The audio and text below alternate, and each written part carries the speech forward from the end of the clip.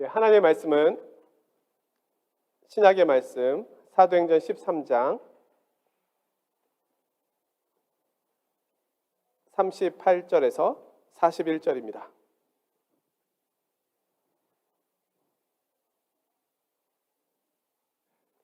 제가 받들어 봉독하겠습니다. 그러므로 형제들아, 너희가 알 것은 이 사람을 힘입어 죄 사함을 너희에게 전하는 이것이며, 또 모세 율법으로 너희가 의롭다 하심을 얻지 못하던 모든 일에도 이 사람을 힘입어 믿는 자마다 의롭다 하심을 얻는 이것이라. 그런즉 너희는 선지자들을 통하여 말씀하신 것이 너희에게 미칠까 삼가라. 일렀으되 보라, 멸시하는 사람들아, 너희는 놀라고 멸망하라. 내가 너희 때를 당하여 한 일을 행할 것이니 사람이 너희에게 일러줄지라도 도무지 믿지 못할 일이라 하였느니라 하니라. 아멘.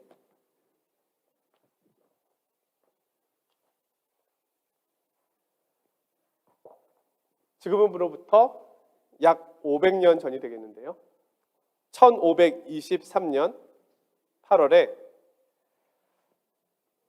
프랑스에서 프로테스탄트 그리스도인 최초의 순교자가 나옵니다. 그는 프랑스 최초의 루터주의자인 장 발리에르입니다. 장 발리에르는 혀가 잘리고 철줄로 사형대에 묶여 산채로 화형을 당하였습니다. 발리에르는 리브리 지역의 어거스틴파 수도사였으나 루터를 통하여 복음의 진리를 깨닫게 되자 마리아 숭배를 비난하였습니다. 예수님은 우리와 다른 존재이시나 성모 마리아는 그렇지 않기에 크고 위대한 마리아라고 말하는 것은 잘못된 것이다. 그의 이 외침 이후에 프랑스 전역에서 마리아 성당을 부수는 일이 발생하였습니다. 카톨릭은 이 일을 저지른 사람들을 향하여 모두 지옥에 떨어져야 하는 죄를 지은 것이다 라고 판결을 하여 그들을 화형하였습니다. 교회 역사를 보면 마리아 교리는 기원 후 5세기에 마리아를 공경의 대상으로 인정하면서 시작되었습니다. 하지만 세월이 지나면서 마리아에 대한 공경이 마리아에 대한 숭배로 변질되었던 것입니다.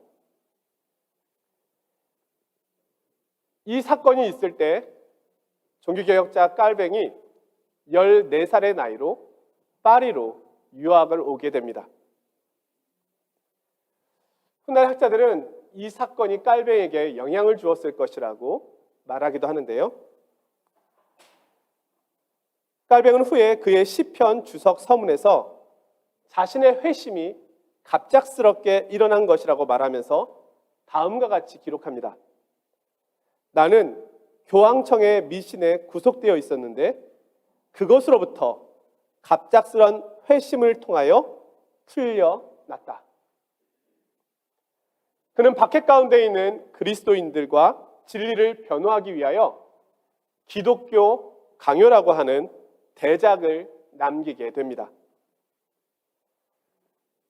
비록 그 후에 프랑스 안에서 카톨릭과 프로테스탄트 사이에 종교 전쟁으로 인해서 많은 핍박을 통하여 많은 개신교인들이 죽임을 당하고 흩어졌지만 지금도 전 인구의 2%가 되는 개신교도인들이 복음의 빛으로 이 땅을 밝히고 있습니다. 자, 과연 그들이 자신의 목숨을 버리면서까지 이 큰 희생을 치르면서까지 지키려고 했던 복음은 과연 무엇일까요? 도대체 복음이 무엇이길래 이런 희생을 치를 가치가 있는 것일까요? 우리는 사도행전 말씀을 보고 있는데요. 여기에는 초대교회가 증거하였던 복음의 내용들이 잘 기록되어 있습니다. 사도행전에는 19편이나 되는 설교가 담겨 있습니다. 그 중에 8개는 베드로 사도의 설교이고 스데반과 야고보의 설교가 각각 하나씩 들어있고요. 나머지 바울이 한 설교가 9개가 나옵니다. 이 설교들의 분량은 전체 사도행전 분량의 약 4분의 1을 차지합니다. 따라서 이 설교들을 살피는 것은 사도행전과 초대교회가 전한 복음의 내용이 무엇인지를 아는데 굉장한 유익과 도움을 주게 됩니다. 그런 의미에서 오늘은 바울 사도의 설교의 마지막 부분을 보려고 합니다.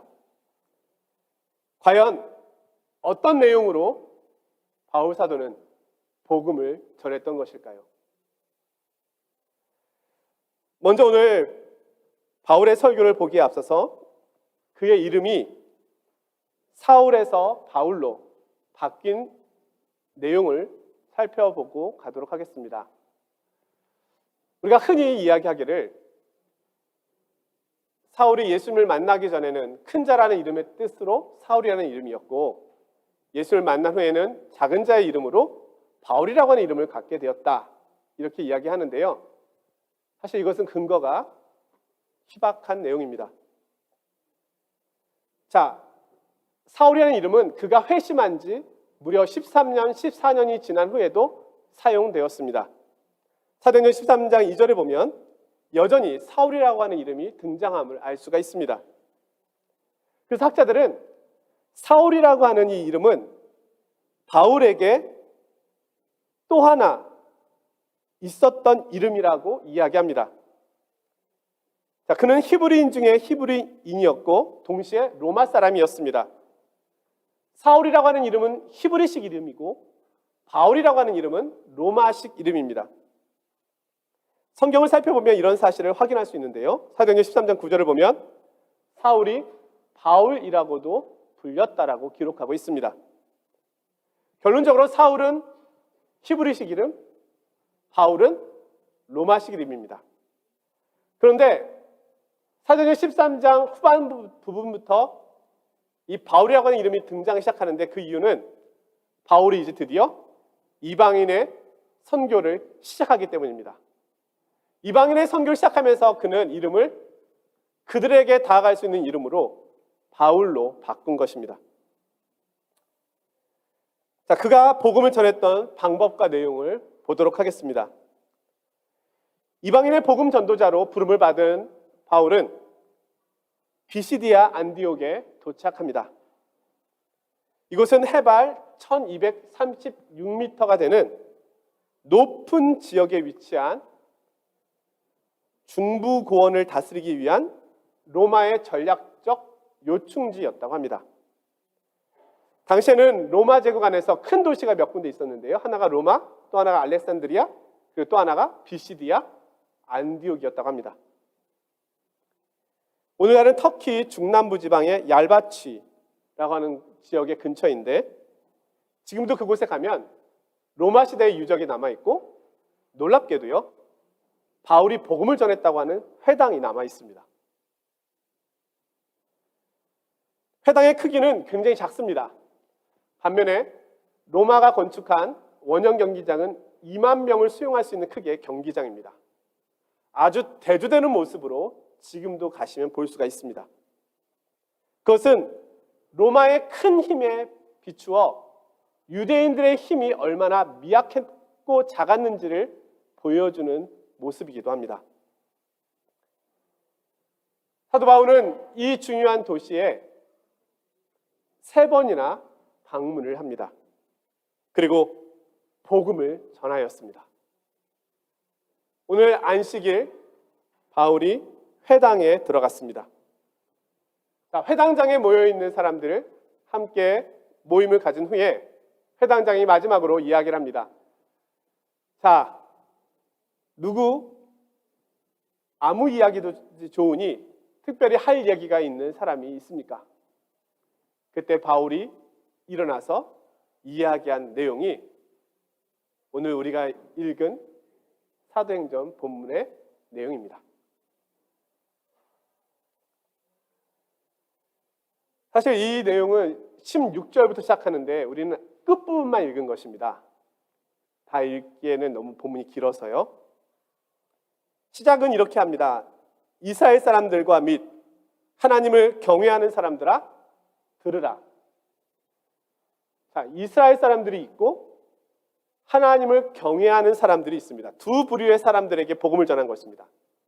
이스라엘 사람이라고 하는 것은 혈통적 유대인을 이야기할 뿐만 아니라 당시에 유대 종교로 개종한 이방인들도 이스라엘 사람이라고 불렀다고 합니다. 이들이 있었고요. 또 하나는 유대교로 개종은 하지 않았지만 회당 예배에 참석하는 하나님을 경외하는 사람이 있었습니다. 이 두 부류의 사람에게 복음을 전한 것입니다. 바울은 여기에서 자신이 그리스도를 어떻게 만났는지에 대한 간증을 하지는 않습니다. 사실 뒤에 가보면 바울 사도가 복음을 전하기 위하여 자신의 간증을 사용하기도 합니다. 천부장 앞에서 한 번 쓰고 그 다음에 아그리빠 왕에서 한 번 합니다. 근데 오늘은 간증의 방식으로 복음을 전하지는 않습니다. 오늘 바울의 전하는 복음의 핵심은 이스라엘 백성의 하나님께서 우리를 위하여 오늘날 무엇을 하였는가를 전하는 겁니다. 바울은 이스라엘 역사 속에서 하나님께서 행하신 일을 말합니다. 17절에 이렇게 시작하는데요.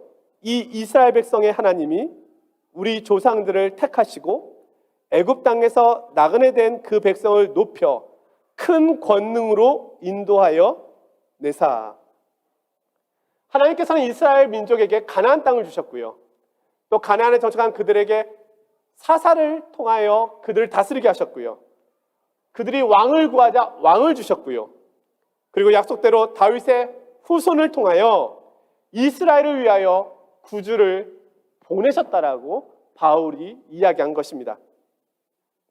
한마디로 이스라엘 민족 가운데 역사하셨던 그 하나님께서 마지막에는 그 아들을, 구원자 예수를 우리에게 보내셨다.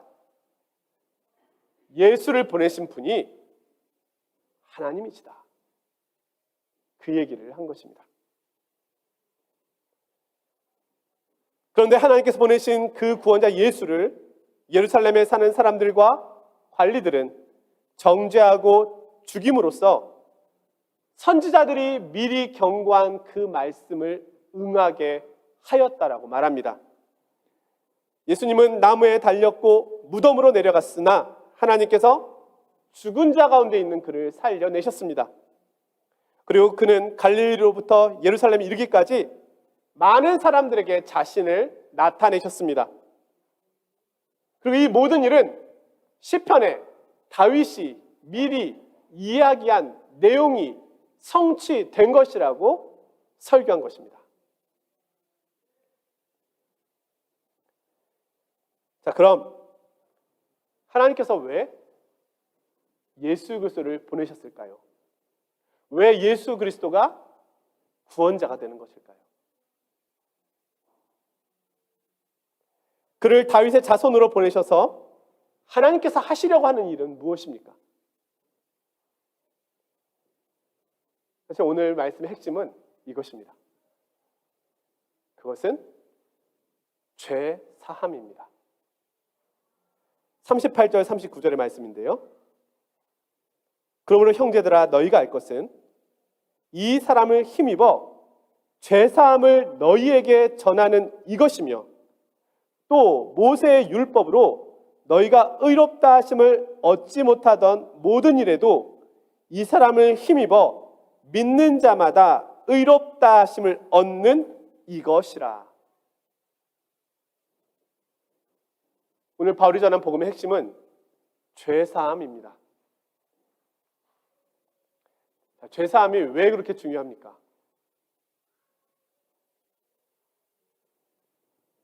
죄사함이 없이는 관계가 회복될 수 없기 때문입니다. 관계가 회복되기 위해서는 죄에 대한 자신의 죄를 인정하고 또 그 죄에 대하여 용서를 구해야만 합니다. 만약에 여러분들께서 누군가와의 관계가 깨어졌다면 아마 대부분은 잘못했기 때문이겠죠? 그러면 그 깨어진 관계를 어떻게 회복할 수 있을까요? 회복 안 하려고 해요. 그러고 싶지 않아요. 나도 힘들어요. 네, 난 손해볼 거 없어요. 뭐 그럴 수 있으면 네, 그것도 지나가는 방법이겠지만 그러나 그 관계 회복이 꼭 필요하다면 거기에는 사과와 용서가 반드시 필요합니다. 그런데 이 일이 단순하지가 않습니다. 왜냐하면 무엇을 잘못했는지 모르는 경우가 많습니다. 우리 남편들이 아내에게 주로 그러죠. 내가 뭐 잘못했는데 그렇게 삐져 있어. 말해야 알아. 응? 그걸 꼭 말해야 알아. 말을 해야 알지. 나 몰라. 모르는 경우가 많아요. 피해자는 있는데 가해자가 없는 겁니다. 그리고 또 하나, 잘못을 인정하려면 잘못에 대한 책임을 져야 합니다. 어떤 경우는 배상이 필요한 경우도 있습니다. 그러다 보니 죄를 인정하고 화해한다는 것은 쉬운 일이 아닙니다. 퇴임을 앞둔 독일의 메르켈 총리가 지난 10일 이스라엘 예루살렘의 야드바셈 홀로코스트 박물관에 다시 방문하였습니다. 그곳에서 참배를 한 이 총리는 독일이 유대인에게 행한 잘못에 대하여 다시 사과하였습니다. 그리고 필요하다면 독일은 언제든지 이스라엘을 도울 것이라고 다시 한번 약속하였습니다. 그런데 이 박물관이 개관했던 2005년 40여 개국 지도자들이 이스라엘의 초청을 받아서 참석했지만 참석받지 못한 나라가 있었습니다. 어디일까요? 일본입니다. 몇 가지 이유가 있지만 그 중에 하나가 여전히 자신들은 전쟁의 가해자가 아니라 피해자라고 피해자 코스프레를 계속하고 있었기 때문입니다. 지금도 그렇죠? 국가 간에도 사람 간에도 사과와 용서는 필요합니다. 그런데 이것이 하나님과 우리와의 관계에서도 절대적으로 필요합니다. 이런 부모님과 자녀와의 관계 속에서도 필요합니다.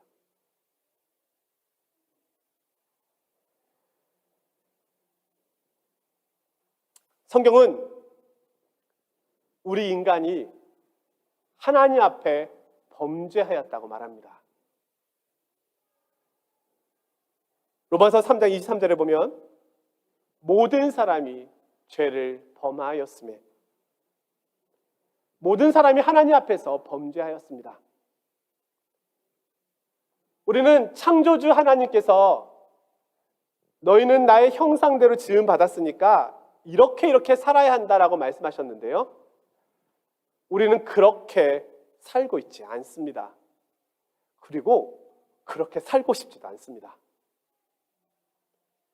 내가 하나님이 되고 싶지.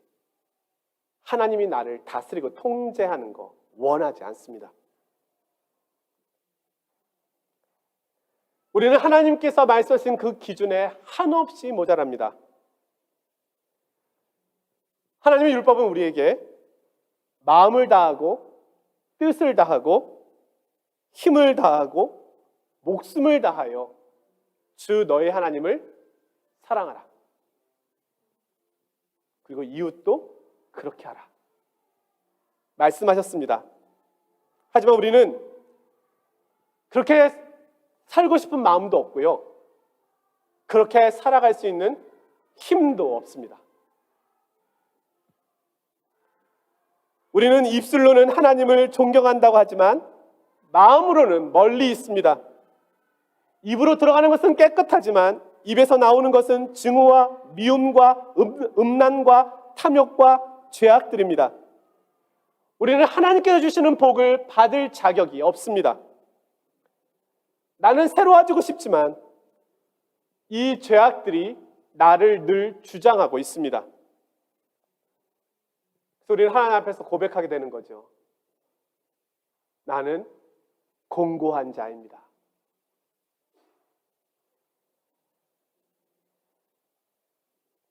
또한 죄사함을 받으려면 죄에 대한 책임이 해결되어야 합니다.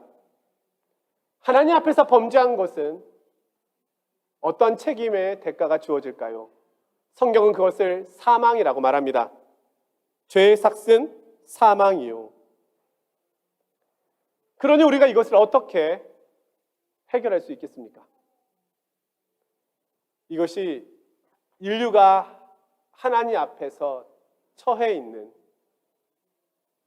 곤욕의 모습입니다.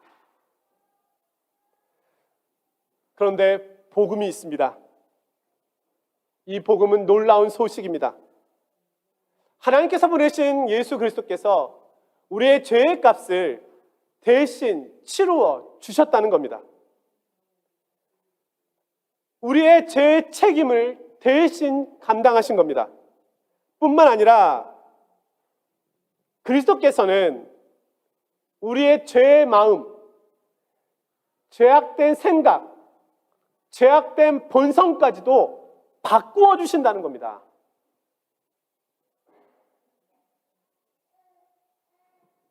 이것이 놀라운 겁니다. 주님 우리를 바꾸신다는 겁니다. 새로운 생각, 새로운 마음, 새로운 본성을 주시겠다는 겁니다. 우리는 예수 그리스도께서 행하신 이 일 때문에 하나님과 화해하게 되었습니다. 우리는 우리의 죄와 잘못을 하나님께 구합니다. 그러면 하나님께서는 예수 그리스도를 통하여 우리의 죄와 잘못을 용서해 주시는 거죠. 바울이 회당에서 이 예수 그리스도를 통한 죄사함을 전한 것입니다. 다시 한번 38절 39절 말씀을 읽어보겠습니다. 그러므로 형제들아 너희가 알 것은 이 사람을 힘입어 죄사함을 너희에게 전하는 이것이며 또 모세 율법으로 너희가 의롭다 하심을 얻지 못하던 모든 일에도 이 사람을 힘입어 믿는 자마다 의롭다 하심을 얻는 이것이라. 자, 의롭다 하심이라고 하는 말은 하나님과의 관계가 회복되었다라고 하는 표현입니다.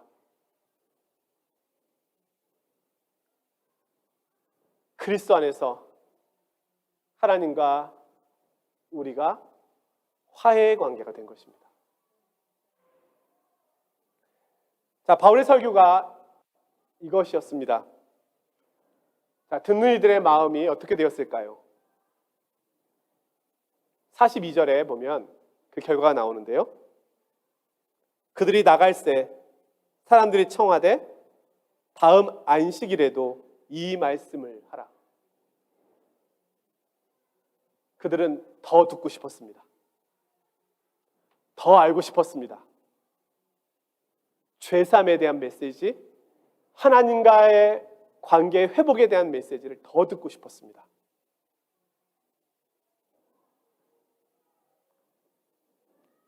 사랑하는 성도 여러분, 저도 이들의 간청이 있었기 때문에 다음 주에도 바울처럼 이 설교를 다시 해보려고 합니다. 오늘 바울 사도는 우리에게 복음을 소개해 주고 있습니다. 그것은 하나님과의 화목입니다. 그리스도의 십자가가 위대한 것은 십자가를 통하여 하나님과 우리 사이에 화목이 이루어졌기 때문입니다. 십자가가 목적지가 아닙니다. 하나님이 목적지입니다. 우리는 보혈을 지나 아버지 하나님께로 가게 되는 것입니다.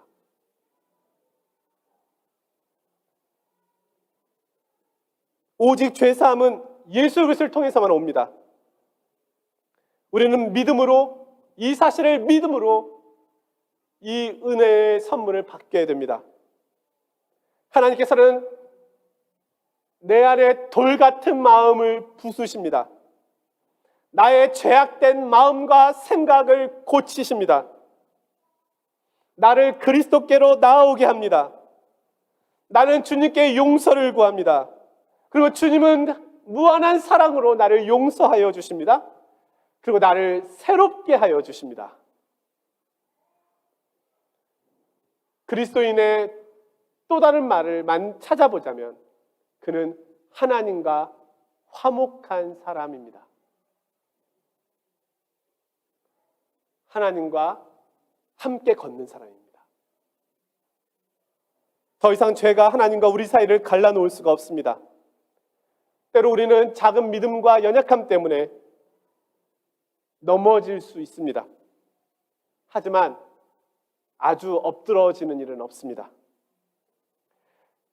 하나님은 내 인생의 목자가 되시고 내 인생의 주인이 되십니다. 나는 그분의 자녀입니다.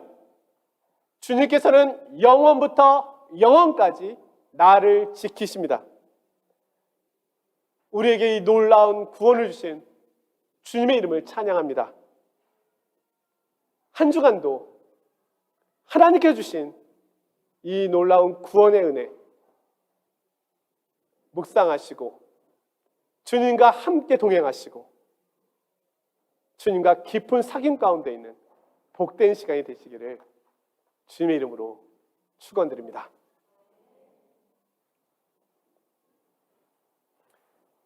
거룩하신 아버지 하나님, 오늘 사도행전 말씀을 통해서 바울 사도가 전한 복음의 핵심, 죄사함에 대한 말씀을 듣게 하시니 감사합니다. 허물과 죄로 죽었던 저희들을 그리스도의 피로 살려주셨습니다. 이제 저희는 예수 그리스도를 의지함으로 더 이상 죄에 억눌리고 신음하는 자가 아니라 용서받은 자로 하나님 앞에 나아갑니다. 주님께서 베푸시는 그 은혜의 식탁에 앉아 함께 주님과 사귀며 먹고 마시며 주님의 음성을 듣습니다. 주님, 이러한 은혜를 주셨사오니 한 주간 동안도 주님의 이 큰 은혜를 누리는 시간이 되게 하여 주시옵소서. 주님과 동행하며 주님과 사귀는 은혜의 한 주간이 되게 하여 주시옵소서. 죄악 앞에 넘어지지 말게 하시고 방황하지 말게 하여 주시고 의심하지 말게 하시고 흔들리지 말게 하시고 그래서 이 십자가를 담대히 붙잡는 시간들이 되게 하여 주시옵소서. 주님, 이 시간 하나님 앞에 예물을 올려드립니다. 우리에게 있는 것 중에 주님께로부터 오지 않은 것이 어디 있습니까? 주님, 이 예물 기쁘게 받아 주시옵소서. 예수 그리스도의 이름으로 기도드리옵나이다. 아멘.